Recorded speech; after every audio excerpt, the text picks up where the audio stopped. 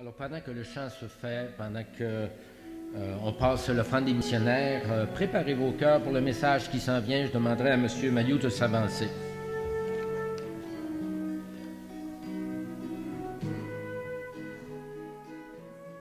C'est une étude sur une longue période, en tout cas j'espère, ou selon ce qu'on me demande, possibilité, dans l'Ancien et Nouveau Testament, et faire la fondation quand on va parler du divorce et ses ramifications. Il faut commencer dans l'Ancien Testament et voir comment ça partit large et ça rétrécit jusqu'à arriver vers le Nouveau Testament où là, ça devient là, vraiment même dans Exode chapitre 20 et bien des passages. Là, ça devient très, très sérieux. Parfois, on s'en va dans Matthieu 5, Matthieu 19, et puis il y a un arrière-plan, là, il y a quelque chose. Là. Alors, c'est ce que j'aimerais. Alors, et puis les mercredis soirs, alors les mercredis, alors commence une série sur la conscience. On l'a eu une première fois dans l'étude 1. Alors, mercredi soir, 7h30 à 9h ici, on vous invite. Alors, les vacances sont terminées. On aimerait voir votre binette et vraiment communion fraternelle avec vous, vous connaître intimement. Et les mercredis soirs, de 7h30 à 9h pile. Alors, votre place est parmi nous. On vous attend et on se réjouit avec vous. Ça va être merveilleux. Une étude sur la conscience, vous n'aurez pas souvent. Il y a quelques livres seulement sur la conscience, sur le marché. C'est assez pointu. Alors, vous êtes invités, saisissez l'occasion. Chers amis, alors, frères et sœurs, si vous voulez bien tourner dans Genèse chapitre 12. Genèse chapitre 12. Le verset 1 à 3. Genèse chapitre 12, verset 1 à 3.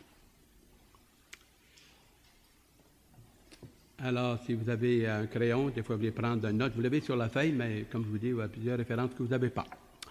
L'Éternel dit à Abraham, merci Gilbert, l'Éternel dit à Abraham, va-t'en de ton pays, de ta patrie et de la maison de ton père dans le pays que je te montrerai. Je ferai de toi une grande nation et je te bénirai, je rendrai ton nom grand et tu seras une source de bénédiction. Je bénirai ceux qui te bénissent et je maudirai celui qui te maudira. Et toutes les familles de la terre seront bénies en toi. Seront bénies en toi. On va aller un mot de prière et demander à Dieu que les passages, les vérités, les versets bibliques que nous allons voir vont vraiment vous toucher et de prendre une décision. Si tel est le cas, on ne vise personne, c'est général, c'est pour moi, c'est pour nous, c'est la famille de Dieu. Alors, Seigneur Jésus d'amour, touche nos cœurs par ton Esprit Saint, ta parole, ta vérité. On ne veut pas être centré sur le moi, mais centré sur toi, sur les Saintes Écritures, sur ta lumière, ton enseignement. Que l'Esprit de Dieu puisse vraiment, en plus d'être dans nos cœurs, notre âme, sur cette assemblée globale. C'est ton peuple, c'est ta famille. Ton cœur est ici. Ta présence est parmi nous. Fais-nous du bien et change nos vies. Mets-nous à cœur qu'on prenne des bonnes décisions, des bons choix, et que tu sois glorifié de plus en plus qu'on cherche à être semblable à l'image de ton Fils, avec sa force et sa grâce et l'Esprit Saint seulement, sinon c'est impossible. Visite-nous, éclaire-nous, enseigne-nous, renseigne-nous, fais-nous du bien, que toute la gloire, la louange te revienne de maintenant et à jamais. Amen. Amen. Alors, juste avant de commencer, alors disons ceci, il est dit dans la bonne parole, dans Nombre 32, le verset 23, « Sachez que votre péché vous atteindra. » C'est officiel, c'est pratiquement un décret. « Sachez que votre péché vous atteindra. » Nombre 32, 23. Il est dit dans Galates, chapitre 6, le verset 7 et 8, « Ne vous y trompez pas, le verset 6, on ne se moque pas de Dieu. Celui qui a semé pour la chair, pour son moi, ici-bas, puis juste pour vivre ici-bas seulement. Celui qui a moissonné pour la chair, moissonnera de la chair la corruption. Mais celui qui aura semé par l'Esprit et pour l'Esprit, moissonnera de l'Esprit la vie éternelle. La vie éternelle. 1 Corinthiens 10, le verset 6 nous dit ceci.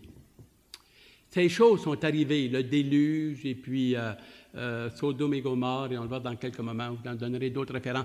Toutes ces choses, ces calamités, ces catastrophes sont arrivées afin de vous servir d'exemple et que vous puissiez réfléchir et ne pas répéter la même chose. C'est un enseignement. C'est un enseignement. 1 Corinthiens 10, le verset 6.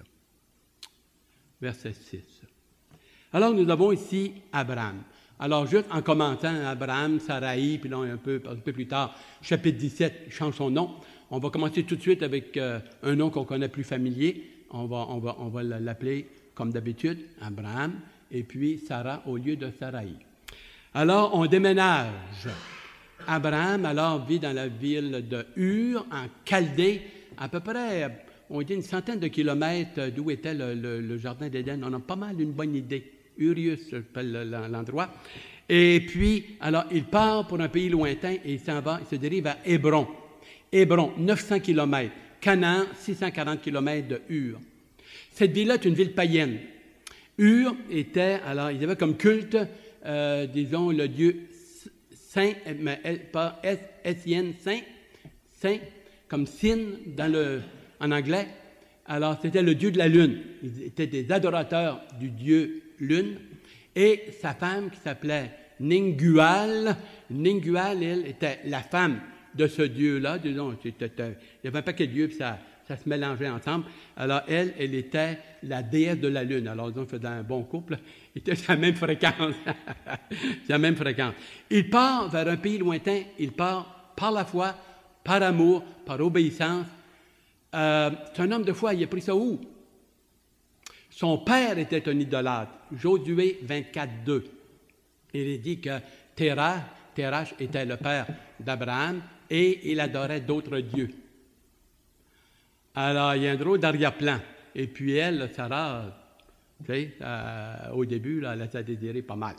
Alors, les auteurs, les théologiens, puis ceux qui ont de l'air à dire, ou bien c'est à travers Sam et ses enfants, alors les enfants de Noé, Sam, Cam et Japheth, à travers Sam, alors ils ont passé à travers le déluge, puis tranquillement, et il a pris d'eux autres, ou bien c'est une révélation spéciale que Dieu lui a donnée. It's got to be. Faux qu'il en soit ainsi. Alors, il part par la foi, par obéissance. Hébreux chapitre 11, le verset 8, jusqu'au verset 18, là, vous avez tout un passage. Alors, Hébreux le mentionne. Hébreux chapitre 11, le verset 8. Il part pour un pays lointain et il abandonne tout. Hey, c'est un poids, ça. Sa maison, sa famille, sa race, alors, tu sais, il s'en va vers un autre vers Hébron. Et puis, vraiment, un gros départ, un gros déménagement.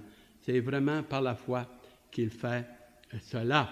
Alors, ici, il y a une bénédiction énorme. C'est extraordinaire ce que Dieu fait. Il prend un homme. C'est la bouillie pour les chats, c'est l'idolâtrie là, partout dans les pays, Alors, Dieu va prendre un homme qui touche le cœur, il se révèle à lui, et de là, il va faire quelque chose de grandiose, spectaculaire. Il commence embryonnairement à préparer un jour pour son Église. C'est quand même fort, hein? Alors, il y a 2 bénédictions. Il dit, je vais te bénir d'une manière extraordinaire. Sors et regarde les étoiles du ciel et le sable de la mer. Tu auras une postérité là, hallucinante. Ça ne se peut pas. Ça va être incroyable. Parce que tu as cru en moi. Et alors, les étoiles du ciel, si tu es capable de les compter, telle sera ta postérité. Et éventuellement, il y a une connotation là, spirituelle. Et regarde, et tu peux compter le sable, les grains de sable de la terre, de la mer. Alors, ainsi sera ta postérité terrestre, Israël. Alors, il est une image, et à travers cela, juste comme ça, on ne peut pas le savoir, mais à travers les Écritures, on voit qu'il y a comme une double prophétie ici, et plus loin, c'est Jésus-Christ. Ceux qui te maudiront, alors, celui qui te maudira, je le maudirai, ou il sera banni, excommunié, et celui qui t'obéira et te rendra gloire, ou alors celui qui te bénira, je le bénirai, celui qui te maudira, je le maudirai. Et alors là, c'est une promesse, là, vraiment, là, Abraham ne comprend pas tout. Alors, Dieu va réitérer à plusieurs reprises par des alliances, des révélations, ce qu'il veut dire. Mais il dit, de toi et de tes reins, à l'intérieur de toi, je vais sortir une postérité qui va être double, terrestre, spirituelle. Les Israëls, on les appelle parfois people of the land, le peuple du pays. Alors, de la terre. Il fait une grande promesse. Abraham partit comme l'Éternel lui avait dit, alors le verset 4, là, en continuant, avec Lot. Alors, il y avait déjà des biens, il était assez prospère, c'était quelqu'un là assez important dans la ville de Ur. Et puis, ils partent, mon ami, pour un pays lointain, et puis Lot embarque avec eux autres. Alors, son neveu, alors le fils de ses frères. Et puis, ils partent, et puis vers un pays lointain. Alors, nous avons cela. Ici, dans le passage, nous voyons où Dieu, verset 6, là, il dit à Abraham comment est-ce qu'il va le bénir. Et puis, le verset 8, Abraham continua ses marches en s'avançant vers le midi, dans ce passage. L'épreuve, le verset 10 à 18, il y a une épreuve, il s'en va, il y a une famine qui arrive, il s'en va en Égypte, il n'aurait pas dû y aller, mais il y est allé. Écoute, il n'y a pas un géant dans la foi, il allait grandir. Il part pour l'Égypte.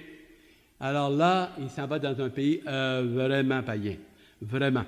Et puis, le verset 11, il dit, écoute, à Sarah ou Saraï, écoute, quand on va arriver dans le pays, je sais que tu es une belle femme de figure.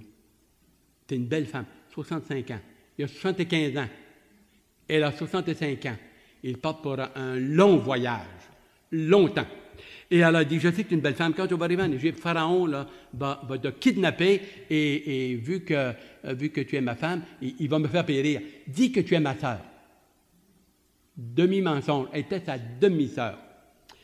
Le verset 20, chapitre 20, le verset 12, ça, il est mentionné, puis dans le texte également. Alors, ils arrivent, effectivement, c'est exactement ce qui arrive, et puis, il compte un mensonge. Alors là, Pharaon, là, mon ami, kidnappe, alors, sa sœur, lui laisse la vie, il l'inonde de bénédictions, de chameaux, de richesses, la grosse patente. Hey, il fonctionne tout le bras de sa femme, mon ami, pense-y.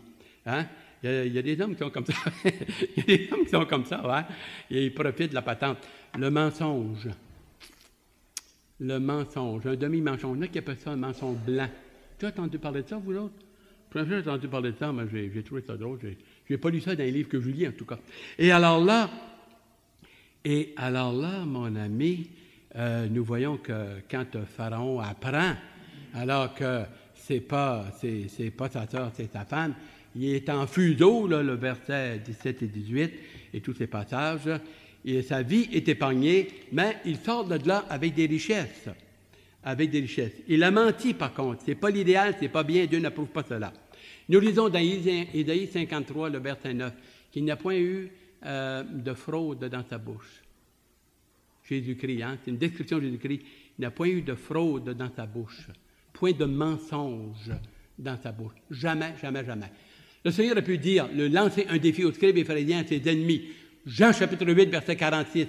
Qui d'entre vous me convaincra de péché? Qui d'entre vous me convaincra de péché? Personne. Personne. Éphésiens 4, le verset 25 dit, renoncez au mensonge et que chacun de vous dise la vérité dans l'amour, car vous êtes membre d'une seule famille spirituelle, la famille de Dieu. La famille de Dieu. Pas de mensonge. Dire la vérité avec amour, des fois avec fardeau, avec larmes, avec passion et compassion, mais dites-le. Le silence est aussi grave que, alors, de compter un mensonge. Le silence. Parfois quand on devrait. Alors, nous voyons que, alors, il commence déjà là à faire un faux pas. Ensuite, on s'en vient, si vous regardez dans votre affaire, le chapitre 13. Le chapitre 13, on va aller, vous allez voir, on va aller, un paquet de chapitres, mais on fait juste papillonner ici et là. Alors, Abraham remonta et il partit. 5 à 9. 5 à 9. À un moment donné, les deux sont tellement bénis, là. Lot a beaucoup de chameaux, de richesses et tout, et beaucoup d'ouvriers et de serviteurs. La même chose pour Abraham. Et puis, il arrive une place, à un moment donné, là, la pagaille pogne avec les bergers, et puis là, ça va très mal, il manque d'espace. Abraham fait quelque chose, moi, qui me bouleverse et qui me touche énormément, puis je veux croire que Dieu va s'en servir, c'est le verset 9. Verset 9, Abraham dit ceci. Écoute Lot, là. Abraham est un homme de paix. Il dit, écoute, on ne chicanera pas, là. On est là devant le pays, là, les plaines là, du Jourdain, là. Choisis à gauche, je prendrai à droite. Choisis à droite, je prendrai à gauche. Je te laisse le premier choix, la liberté. Fais ce que tu veux. Ça, là, c'est grand, ça. Ça, c'est un beau cœur. Hein? Fais passer l'autre avant soi-même. Philippiens, le chapitre 2, le verset 3, dit « Regardez les autres comme supérieurs à vous-même. » C'est dur, ça. C'est spirituel, ça, là. Ça prend quelqu'un qui est vraiment, là, qui est vraiment sincère et qui reconnaît son état de faiblesse. Il dit « Choisis. » Nous voyons son grand cœur, son humilité, son amour, sa passion, sa compassion. Il ne veut pas chicaner, il veut la paix. C'est un homme de paix. C'est un compromis, c'est un heureux compromis, fait dans l'amour et non pas vraiment sur le dos de l'autre. Comprenez-vous? Sur le dos de l'autre. Verset 10, allez au verset 13. Triste, triste, triste. Regardez. Lot leva les yeux et qu'est-ce qu'il a vu? Il a vu les plaines, il a vu la beauté, toutes les herbes, tout vraiment, c'était merveilleux pour ses brebis et tout cet aspect-là. Et il a regardé horizontalement. Lot, le charnel, cupidité, avidité, son moi, son orgueil, moi, que pour lui, peu importe, marcher sur le dos des autres. C'est le monde des affaires, c'est le monde dans lequel nous vivons, chacun pour sa poche. Tu cales l'autre. Et comme quelqu'un a dit, quand tu es au top d'une compagnie, ta tête est sortie, quelqu'un veut te trancher la tête parce qu'un autre est en train de monter et veut prendre ta place. C'est pas ça en politique. Alors là, nous voyons qu'il choisit alors et il ignore, si on peut dire, il brise la communion avec un homme de Dieu. Fantastique. Une perte énorme, la communion avec Dieu. Et il s'en va dans les plaines près de Sodome. Prenez note de cela. Près de Sodome. Jusqu'aux portes de la ville, jusqu'à près de Sodome. Et là, il prend les meilleures places qui lui semblent. Et là, il se bénit lui-même. Après qu'il a terminé, à partir du verset 14 à 18, Dieu se révèle à Abraham et dit, écoute, lève les yeux. Lève les yeux. Et tout ce que tu as vu peut voir, aussi loin que tu peux voir, au nord, au sud, à l'est et à l'ouest. Marche, prends possession du terrain, je te le donne. Un a eu un petit coin de pâturage, charnel, il choisit. Dieu est beaucoup plus grand et il dit en pile, ouais, autant que tu peux voir, je te le donne à toi et à ta postérité. À toi et à ta postérité. Quelqu'un a dit quelque chose que j'ai aimé. Lot s'est ramassé avec du fourrage puis avec disons, pour son pâturage, tandis qu'Abraham, par la grâce de Dieu, il a trouvé la grâce de Dieu et une postérité, et avec des nations vont sortir de lui parce qu'il a fait confiance à Dieu par amour. Lorsqu'on choisit d'obéir à Dieu, il nous bénit au-delà de ce qu'on peut espérer. Colossiens nous le dit cela. Au-delà de ce qu'on peut imaginer. Mais lorsque mon moi choisit et décide de mettre Dieu à part, la communion avec l'Église locale, avec Dieu, avec le peuple de Dieu, la parole de Dieu, et qu'on s'en va comme ça, cling-clang, eh bien, on se tire dans le pied et on se met le doigt dans l'œil. Et c'est ce que Lot a fait. Et remarquez, il est dit à propos de les gens de Sodome, verset 13, s'il vous plaît, toujours dans le même 13. Les gens de Sodome étaient méchants et de grands pécheurs contre l'Éternel.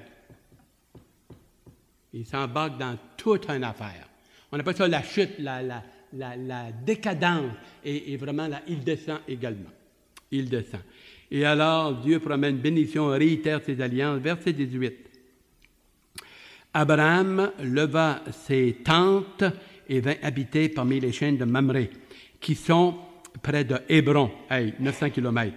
Et il bâtit là un autel à l'Éternel, un homme pieux, un homme qui va se consacrer à Dieu, un homme pieux, un homme que Dieu est capable de bénir. Il choisit un, il fait une grande nation, et finalement, là, à la fin, alors on est embarqué là-dedans, qu'on le veuille ou non. Verset 14.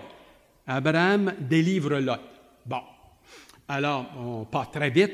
Alors ce qui arrive, il y a des rois, il y a 4 rois. C'était tous des petits pays comme des tribus, on l'appelait les rois. C'était pas le roi d'Angleterre puis de France. Là. Alors c'était toutes des petites tribus. D'ailleurs, Abraham pouvait passer pour un roi. Il y avait, on dit à peu près, on calcule 1000 personnes. Et alors là, les rois se chicanent et tout. Mais Lot se trouve dans les plaines, les plaines tout près de Sodome. Alors quand, à partir du verset 13, là, le verset 13, Abraham apprend que Lot, mon ami, et les rois viennent et ils massacrent toutes les plaines et tout, et ils prennent Lot, sa femme et ses biens, toute la grosse affaire, et ils partent avec. Quand Abraham apprend cela, qu'est-ce qu'il fait? Il prend son cellulaire, mon ami, il appelle Gilles de Gagné, puis il dit « Hey Gilles, prépare-toi, amène tes pétards, ça va sauter, on va les faire mourir de peur au lieu de balles. alors, Gilles dit non, pas capable, je suis sur un col, puis je m'en vais avec le jeune David. OK, il a fait m'arranger tout seul. Il prend 318 de ses plus braves. Il part, il attaque de nuit, tactique, mon ami. Et puis, ce qui arrive, il délivre Lot. Sa femme, ses enfants et tous ses biens. Mais ils reviennent à Sodome. Ils reviennent à Sodome. À Sodome. Il le ramena, verset 16, il le ramena toutes ses richesses. Il ramena aussi Lot, ses frères, avec ses biens, ainsi que les femmes et le peuple, ainsi qu'Abraham. Versets 18 à 20, alors dans le passage, vous avez Abraham fait une rencontre assez exceptionnelle. Verset 18. Il rencontre Melchizedek, roi de Salem. Salem, alors c'est une abréviation pour plus tard Jérusalem. Melchizedek est un titre et non le nom d'un homme. C'était un homme, mais il avait la fonction de prêtre-roi. Assez bizarre, merci. Il arrive comme de nulle part, si ce n'est au niveau de son titre. Et ce qu'il fait, il apporte du pain et du vin, et il fait un peu comme une sorte de genre de repas, mais qui pourrait anticiper un jour la Sainte-Seine. Beaucoup d'auteurs le voient comme cela. En plus de cela, il dit « Je te bénis par le Dieu très haut, créateur du ciel et de la terre ». C'est un gars éclairé, ça. Très éclairé. Plus que bien de nos scientifiques aujourd'hui. Très éclairé. Et là, Abraham alors donne la dîme de tous ses biens à Melchizedek et il dit, je loue le Dieu éternel, le El Elyon, le Dieu des cieux, créateur du ciel et de la terre. Et on a deux hommes de Dieu. Deux hommes de Dieu de la parole. Deux hommes de Dieu. Bénédiction. On a dans Hébreu chapitre 7, par exemple, là, le verset 1 jusqu'au verset 17, mais il dit, alors, et Melchizedek, c'est un ordre. C'est quelque chose de spécial qui, tout alentour et partout même en Israël, n'existait pas. C'est quelque chose d'unique. Il arrive, lui, là, puis il arrive comme de nowhere, de nulle part, puis on n'entend plus parler. Flouk, flouk, juste dans Hébreu. Juste seulement que dans Hébreu. Il en parle et ça dit que Christ est un sacerdoce supérieur à Abraham, à la loi, supérieur au ministère d'Aaron, mais vraiment semblable, même au-delà du ministère de Melchizedek, un ministère éternel, roi et sacrificateur. Roi et sacrificateur de toute la race humaine et aussi patriarcal. Et dans Hébreu, alors, ils prennent cela et l'auteur voit un discernement spirituel que Melchizedek, ce poste-là, alors cette mission, ce mandat-là, c'est Jésus-Christ, et même supérieur à, parce que lui, il a un mandat éternel à propos de, alors, cet homme Melchizedek. Alors, on continue au chapitre 17. Alors, pour, 15. OK. Alors là, 15, alors c'est Abraham demande d'avoir un certain signe, une confirmation comme de quoi que vraiment, alors il y allait avoir une postérité, tout cela, puis il se plaint, il dit, écoute, une postérité, j'ai pas d'enfant, Sarah est âgée, moi aussi, mon seul héritier c'est Eliezer, bou, il pleure, et il aimerait avoir un héritier, il est riche à craquer, et toutes ces choses-là. Dieu dit, écoute bien, c'est toi, là, c'est toi, Abraham, qui va, de toi va sortir un fils. Et vraiment de terrain, quelque chose de très personnel et intime et profond. Et toute cette affaire-là. Et il fait alors une alliance avec certains, un cérémoniel que je vais passer au-dessus, c'est un petit peu compliqué. C'est pas grave, c'est là. Chapitre 16. Chapitre 16. Là, on a quelque chose d'assez fantastique au chapitre 16. Chapitre 16, on a Abraham, Sarah, sa femme, et la servante, une Égyptienne, Agar, qui travaille avec. Versets 1 et 2, il faut le lire. Sarah, femme d'Abraham, parce qu'au chapitre 17, là, son nom va être changé. Nous autres, on va dire Abraham, ne lui avait point donné d'enfant. Elle avait une servante égyptienne nommée Agar. Et Sarah dit à Abraham, « Voici l'Éternel m'a rendu stérile. » Tiens, commence à accuser l'Éternel. commence à accueillir l'Éternel. Hey, du chapitre 12 au chapitre 16, il s'est passé 10 ans. Dieu dit à Abraham, tu vas avoir un fils. Toi, tu vas avoir un fils. Ça prend 10 ans. Au bout de 10-11 ans, là, Sarah devient tannée. Elle devient tannée. Elle dit, moi, je prends les choses en main. Attendre le temps de Dieu, parfois, c'est pénible, c'est dur, c'est dur. Vous savez, charnellement, humainement et tout, là, on est des gens visuels. Puis marcher par la foi, une promesse, là. Après 10 ans d'attente, là, elle dit, écoute, là, Dieu là, m'a privé, m'a rendu stérile, m'a prendre les choses en main. Abraham, prends ma servante, je la donne, couche avec elle, donne-moi un enfant, pour m'arranger moi-même. M'a réglé ça charnellement, m'a réglé ça selon moi. Et la Bible dit, le verset 2 et 3, « Et Abraham écouta la voix de Sarah, ou de Sarai. » Ouais! Si Job avait écouté la voix de sa femme, il se serait fait lapider. La femme de Job a dit, « Maudit Dieu et meurt. » Elle souffrait de le voir souffrir, autrement dit, écoute là, hein, maudit Dieu, tu vas te faire lapider, puis ça va être fini, tu ne souffriras plus, ni moi non plus. Compassion, semble-t-il. En tout cas, matière à réflexion. Toujours est-il, hey, alors Sarai, femme d'Abraham, prit Agar, l'Égyptienne, sa servante, et la donna pour femme à Abraham, son mari. Après qu'Abraham eut habité 10 années dans le pays de Canaan. C'est long, 10 ans, attendre après une promesse. Et on voit quelque chose au verset 4, on dirait que ça n'a pas trop déplu Abraham, pas aussitôt, hein? Il n'a pas attendu là, un autre 10 ans. Il m'a dit une affaire, il a passé à l'action. Il y avait peut-être un œil sur elle aussi, je ne sais pas, là, c'est fort possible. Il alla avec Agar tout de suite. Elle tombe enceinte, un enfant. Mais là, ce qui arrive, le verset 3, Sarai dit à Abraham, « L'outrage qui m'a fait retomber sur toi, parce que cette femme-là se moque de moi, puis en même temps, c'est toi, on est deux ici, là. Chasse-la. » Alors, Abraham prend Agar, puis il dit, « Va-t'en. Va-t'en. » Verset 6. Alors, il envoie cette langue de l'Éternel, là, alors, elle s'en va vers le désert. Il a dit, Agar, d'où viens-tu et où vas-tu? Il a dit, je fuis ma maîtresse qui me maltraite. Et l'ange lui dit quelque chose assez raide. Il nous semble. Il dit, Agar, servante de Sarah, retourne et va t'humilier sous la main de Sarah, ou Sarai. Va t'humilier. Elle est allée un autre entre 10 et 13 ans qu'elle a subi et qu'elle a été humiliée à cause de la naissance. Elle a donné naissance à un fils, Ismaël. Ismaël est devenu le père des Arabes, et puis avec le temps, et il deviendra une grande nation. Les Arabes sont une grande nation, il ne faut pas... on n'était pas d'accord avec bien des choses, mais c'est biblique et c'est là. Hein? Une grande nation, nombreuse comme le sable de la mer. La même promesse qu'il a faite pour Isaac. Parce que le fils de la promesse, c'est Isaac et non Ismaël. Il faut bien se démêler, c'est bien comprendre ça. Mais il ne la néglige pas, puis il dit, écoute, humilie-toi. 13 ans à s'humilier. Ça a été tough. C'est pas facile. C'est pas facile, certainement. Alors, le passage continue dans le verset 16, et puis, ce passage-là est traité là, à propos d'Agar, et un peu plus loin, on va le voir là, avec verset au chapitre 18 et 19, avec Isaac.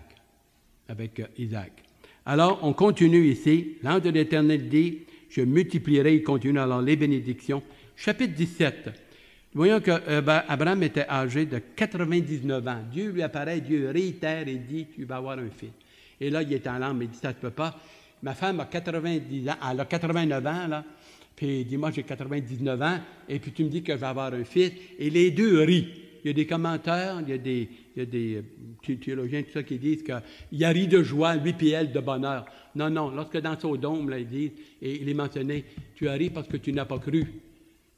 Abraham a ri, ainsi que Sarah a ri de peur, et également, et ils ont dit les deux, c'est pas possible, on est trop vieux.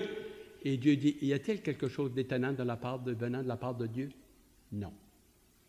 Il n'y a rien d'impossible et d'étonnant venant de la part de Dieu. Et alors, il est question ici. Et c'est là qu'il change leur nom et puis qu'il leur promet alors qu'il va avoir un enfant. La cigogne s'en vient. La cigogne s'en vient. Alors, nous avons ça ici sur votre feuille et dans le passage à propos d'Isaac. Si vous regardez dans Romains 4, le verset 1 à 9, je vous le mentionne, ceux qui prennent des notes, il traite de cela. Et aussi dans Hébreux chapitre 11, Hébreux chapitre 11, de 8 à 18, comme je vous l'avais souligné, où nous voyons que, alors, vraiment, Abraham est un homme de Dieu et Dieu tient sa promesse et alors Sarah va enfanter un enfant et Dieu dit, tu l'appelleras Isaac. Ce qui veut dire que, un peu comme dans la prière, nous avons entendu, et je regarde tout cela, et avant, Dieu connaissant toutes choses en dehors du temps, lorsqu'il a programmé, il a pris cet homme et tout cet aspect, Dieu sachant tout, alors tout était vraiment arrangé et vraiment, là, il y avait là, comme un autoroute et il s'en allait. Si quelqu'un déviait, il se révélait à lui, il le tâtait, et alors, afin que son plan aboutisse. Tout cela en vue de la venue de Jésus-Christ et encore une plus grande bénédiction, plus grande, une bénédiction éternelle, éternelle. Un jour, un sauveur à l'avenir, il prépare, et à travers toute la bouillie, ce que nous allons voir là, c'est quelque chose.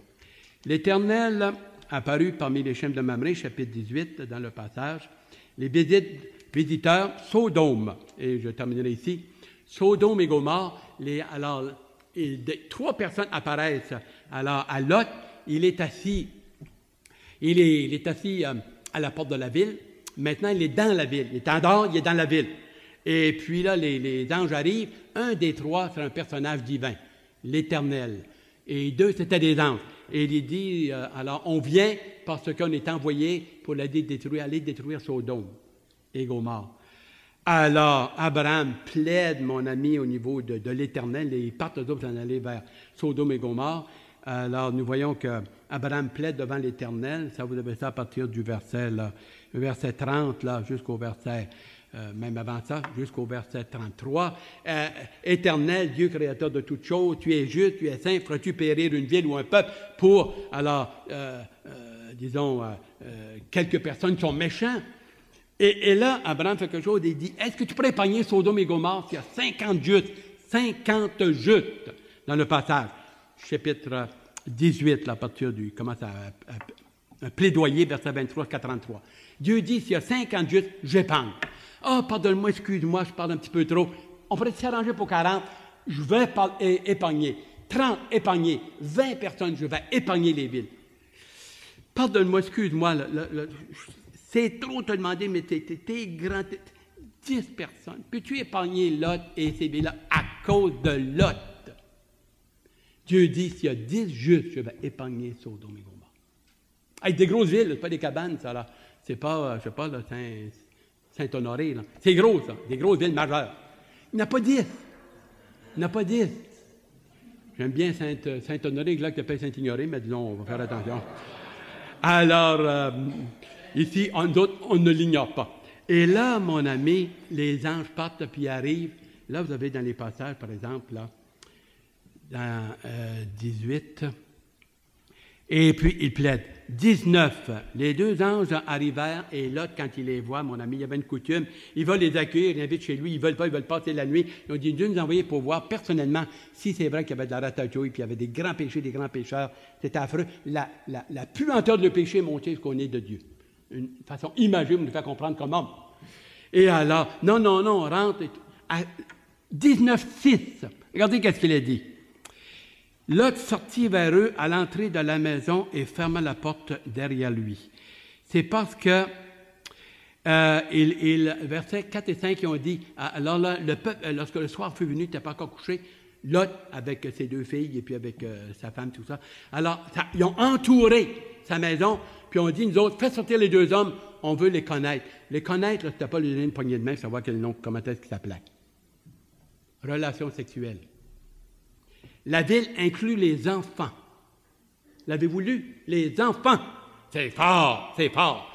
Et alors là, l'ange les prend, les deux anges, entre Lot, mon ami, Alors, Lot sort, puis il dit quelque chose d'assez pesant. Il dit, mes frères, il les appelle mes frères, il est assez down spirituellement. Mes frères, faites rien de mal à ces deux hommes. Tiens, prenez mes deux filles qui n'ont pas connu d'hommes, qui sont vierges. On voit à peu près à comment est-ce qu'il y avait calé. Lot, le croyant, on a des doutes, mais en tout cas, charnel est rendu là, vraiment là, comme Sodome et Gomorrhe dans bien des domaines. Et alors, là, ils ne veulent pas, les anges rentrent là, dans la maison, un esprit d'aveuglement, il est aveugle toute la foule, ils essaient, une partie de la nuit, ils frappent à la porte, essaient de trouver la porte, pas capable. Et l'ange dit, qui tu as dans ta maison? Appelle-les, informe-les que tu as pris bagage, il faut partir, il faut s'en aller, Dieu va détruire Sodome et Gomorrhe. Il l'appelle et il le dit à ses filles, à sa femme et à ses gendres, sauvons-nous, Dieu va détruire Sodome. Ah! Tiens, il va détruire Sodome. Tiens, un gars qui parle, mon ami, ils ne le croient pas, ils ont pensé que c'était une farce. Pas de témoignage, plus de parole. Ça ne veut plus grand-chose, son affaire. Il est dans la gang, il est dans Sodome. Voyez-vous, la patente, engloutie, enveloppée, il est embarqué. Et alors, les anges sont obligés à partir du verset 15, là, jusqu'au verset 29, il est obligé de les tirer par le bras, mon ami. Sauvez-vous, là, il plaide. Il dit, les plaines sont trop grandes, je suis un peu bien enveloppé, m'a pompé, monté des montagnes. Envoie-moi vers Tsoar, c'est pas loin, c'est une petite ville, mais peut-être être capable, je ne crèverai pas sur la job. OK, mais par amour pour Abraham.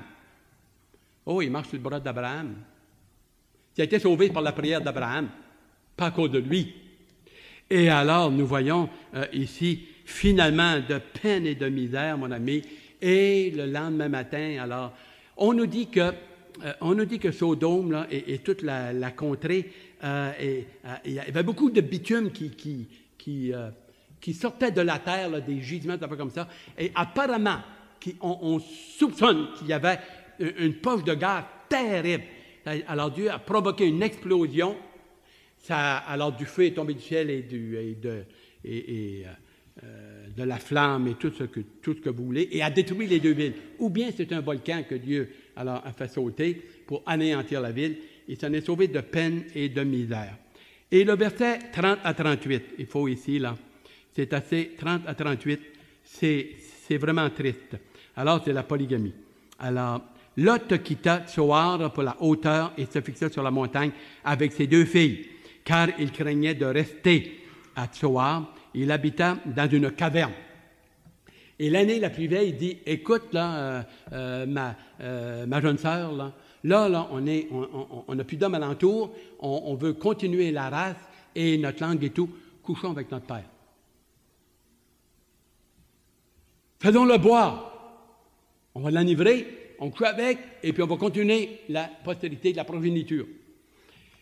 Et alors, ils prennent Lot, mon ami, ils ont un petit party très intime, on était full bien raide, mon ami, et il a dit qu'il s'est endormi, et ils sont couchés avec le soir, ils sont levés le matin, il ne s'est rien aperçu. La plus vieille dit, j'ai couché avec mon père, fais la même chose.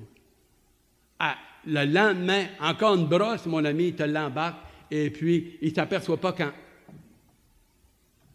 J'avais du temps, là. Hey, ça, là, c'est presque un miracle.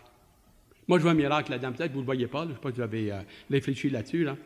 Écoute, un gars qui est complètement paf, là, sexuellement et tout, là, 0 plus une barre. 2 vierges. 2 filles vierges. Elles sont vierges, il y a dit. Le même soir, en dedans de 24 heures, quand une femme est fertile 72 heures par mois, et que ça fait pendant des années, puis il ne peut pas tomber enceinte, en même temps, mon ami, tu mets tout ça, tu dis, il a fallu que Dieu intervienne. Pas qu'il éprouve ce péché-là, mais Dieu a un plan et envers et contre tout, il s'en va. Il continue. Hey, tournez avec moi et on termine ici sur quelque chose de positif avec une note un peu sombre, mais le temps nous rattrape. 2 Pierre 2, le verset 6 à 9. Alors, 2 Pierre 2, verset 6 à 9. C'est un passage où il parle de Lot, verset 6 à 9. S'il a condamné à la destruction et réduire en cendres les villes de Sodome et Gomorrhe, les donnant comme exemple aux impies à venir. 7, 2 Pierre 2, 7. S'il a délivré Lot, le juste, le juste, petit conflit ici, là. Lot, le juste, ah oui, profondément attristé de la conduite de ces hommes, sans frein dans leur dérèglement. Car ce juste qui habitait au milieu d'eux tourmentait journalièrement son âme juste à cause de ce qu'il voyait et entendait de leurs œuvres. Le Seigneur s'est délivré de l'épreuve les hommes pieux et réservé les injustes pour être punis au jour du jugement. Le verset 9, c'est une application. Lot, le juste, ne donne pas l'impression d'être juste, ben.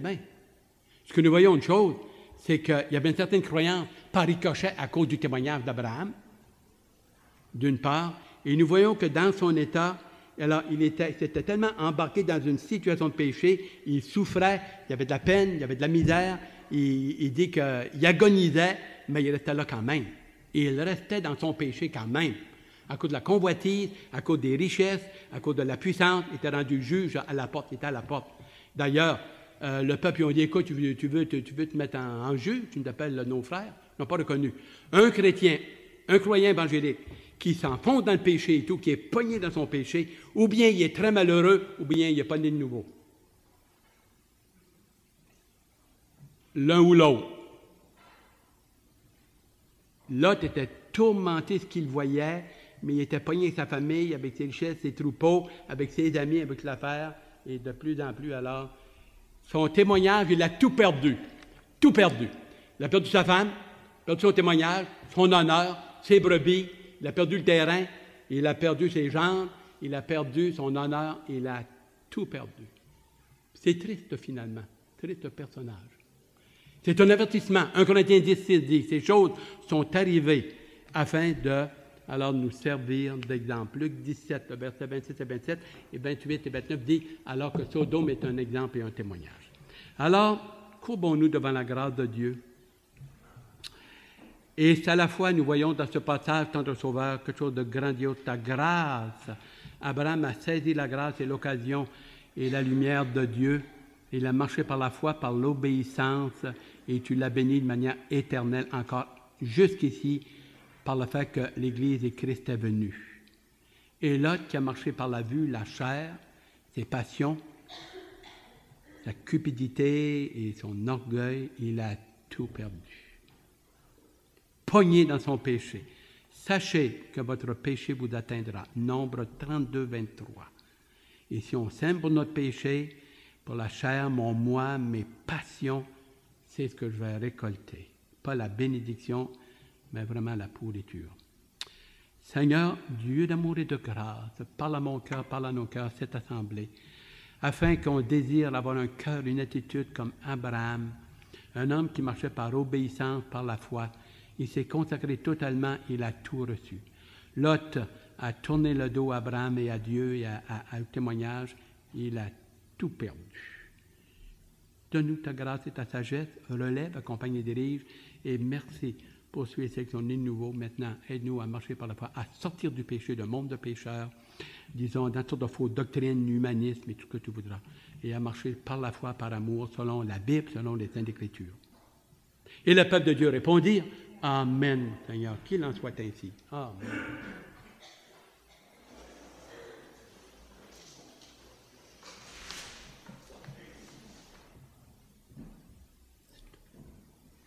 Levons-nous pour chanter Règne en moi.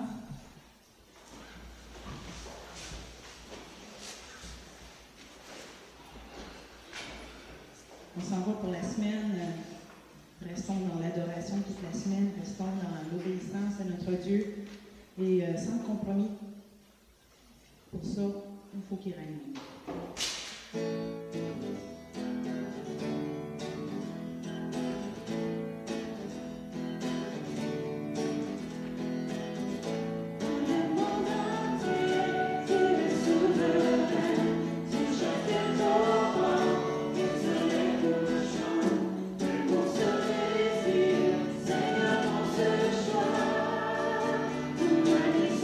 Toujours le roi, oui.